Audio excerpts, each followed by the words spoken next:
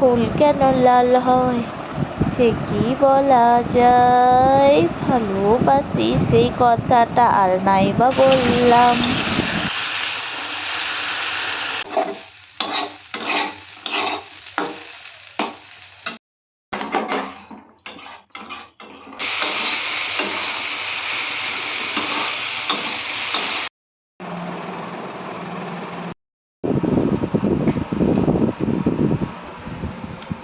নমস্কার, কেমন আছেন সবাই? সঞ্চিতার ডেইলি লাইফস্টাইল ব্লগে সবাইকে অনেক অনেক স্বাগত।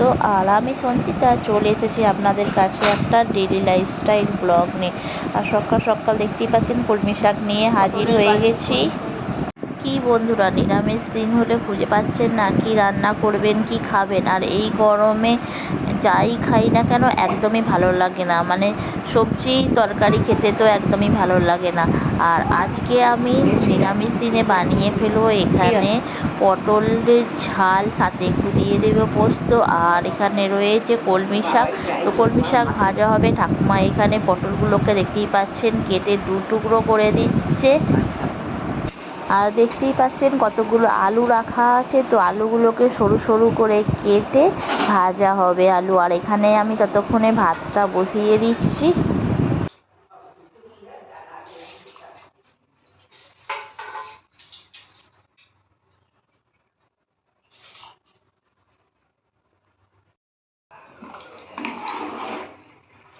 আর ভাতের মধ্যে দিয়ে দিয়েছি দুটো গোটা আলু ফেলে, কারণ এটা করব আলু মাখা।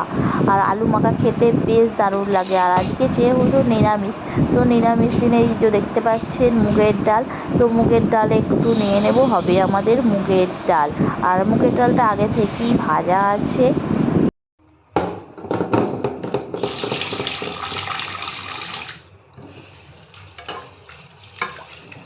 তো অনেকেই ভাববেন হয়তো যে মুগের ডালটা ভাজা নেই, এটা কাঁচা অবস্থায় ভাজা আছে।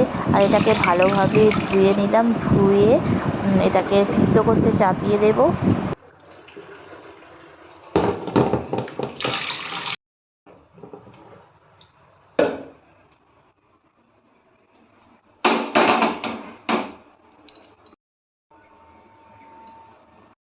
আর এদিকে ভাত আর মুগের ডাল বসিয়ে দিলাম, বসিয়ে দিয়ে এদিকে দেখতে পাচ্ছেন ইতিমধ্যে ঠাকুমা কেটে দিয়েছে পটলগুলো। তো আমি এখানে মুগের ডালটা একটু ফোড়ন দিয়ে দিলাম। আর এই মুগের ডাল সাথে ঝুরঝুরে আলু ভাজা, আর সাথে রয়েছে আলু মাখা, কলমি শাক ভাজা, আর ওই পটলের ঝাল, সাথে গোটা পোস্ত। মুখে পড়বে দারুণ লাগে খেতে। তো বন্ধুরা, নিরামিষ দিনে এরকম একটা রেসিপি হলে মন্দ হয় না বলুন। আর এই যে কলমি শাক দেখতে পাচ্ছেন, এটা একদম মাঠের টাটকা কলমি শাক, এটা বোনা নয়। এটা খেতে খুব টেস্টি হয়, দারুণ খেতে লাগে। আর নিরামিষ দিন ছাড়া যদি আপনি অন্য দিনে করেন, সাথে যদি একটু পেঁয়াজ দিয়ে দেন, আরও খেতে দারুণ লাগে। আর একটু অল্প করে পোস্ত ছড়িয়ে দিলে তো কথাই নয়। আর ওই যে দেখতে পাচ্ছেন আলুটা ঠাকুমা কেটে দিয়েছে ঝুরঝুরে করে। আমরা তো অনেকে এই আছে এরকম ডালের সাথে যদি এরকম একটু আলু ভাজা হয়, নয় খেতে বেশ দারুণ জমে যায়। আর এই যে দেখতে পাচ্ছেন তেলটা নিয়ে নিলাম, একটু বেশি করে শুকনো লঙ্কা দিয়ে দিয়েছি। আর আলুটা আমি ততক্ষণে ভেজে নেব।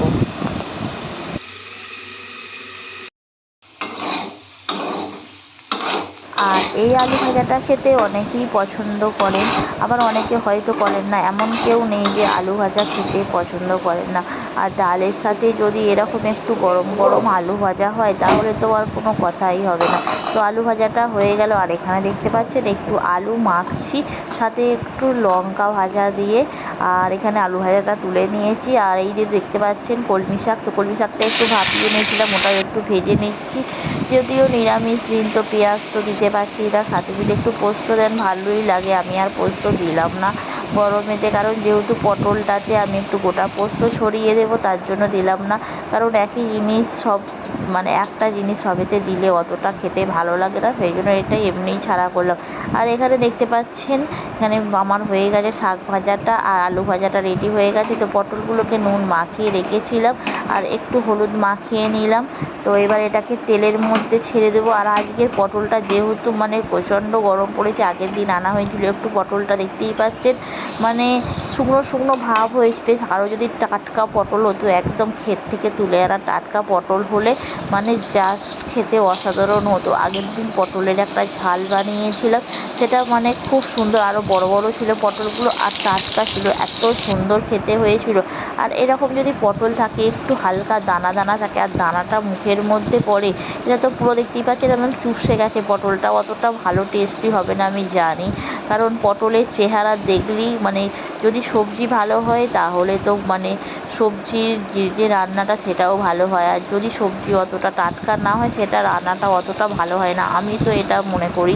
তো বাকি কে কী মনে করেন একটু কমেন্ট বক্সে জানিয়ে দেবেন। আর দেখতে পাচ্ছেন একদম পটলগুলো পুরো চোষানো হয়ে গেছে। তো এটা যা হোক করে ভাজা করে নিলাম, তো হালকা হালকা লাল লাল মতো ভেজে নিলাম, আর ভেজে নিয়ে তো এটাকে তুলে নেব। আর এখানে দেখতেই পাচ্ছেন পটলের ঝালের জন্য একটু মশলাটা একদম তৈরি করে নিয়েছি, টমেটো, একটু আদা, সাথে কাঁচা লঙ্কা, একটু আপনারা যদি পারেন একটু জিরে গুঁড়ো বা একটু ধনে গুঁড়ো দিলেও মন্দ হয় না, তো দিতেই পারেন। আমি দিয়ে দিলাম একটু পোস্ত দানা, আর পোস্তটাকে একটু ভালোভাবে ভেজে নিলাম। একটু হালকা পোস্তটা বাটা হলে তো আরও খেতে ভালো হয়। যারা সময় পান না, সময়ের অভাবে এরকম তাড়াতাড়ি করতেই পারে, সকালে যেহেতু সবার রান্না থাকে, চটজলদি করতে হয়, তো তার জন্য একটু বেশ তেল তেল থাকবে।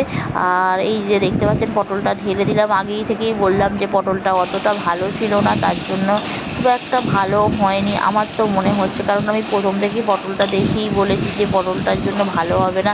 যদি পটলটা মানে একদম টাটকা হয় যদি, তাহলে তো খুব সুন্দর খেতে হতো, আর দেখতে মোটামুটি ভালোই হয়েছে। গরম ভাতের সাথে ভালোই লাগবে, চলে তো যাবে, হোক আর নাই হোক। এই দেখতে পাচ্ছেন আমার সমস্ত রেসিপিগুলো রেডি হয়ে গেছে। আর এই যে আমি ভাত বেড়ে ফেলেছি, তো কেমন লাগছে আমার এই লাঞ্চের খাবারটা। তো বন্ধুরা দেখতেই পাচ্ছেন একদম প্রথমেই একদম কলমি শাক দিয়ে ভাত, সাথে এই যে মুগের ডালটা একদম বেশ গামাখা গামাখা করেছি, সাথে এই যে আলু মাখা, খেতে বেশ ভালো লাগে। আর গরম গরম এরকম ভাতে মানে খাবার খেলে কার না ভালো লাগে বলুন তো। তো নিরামিষ দিনের এই রেসিপিগুলো আপনাদের কেমন লাগলো? ভালো লাগলে লাইক করবেন, শেয়ার করবেন, কমেন্ট করবেন। Tata, bye bye.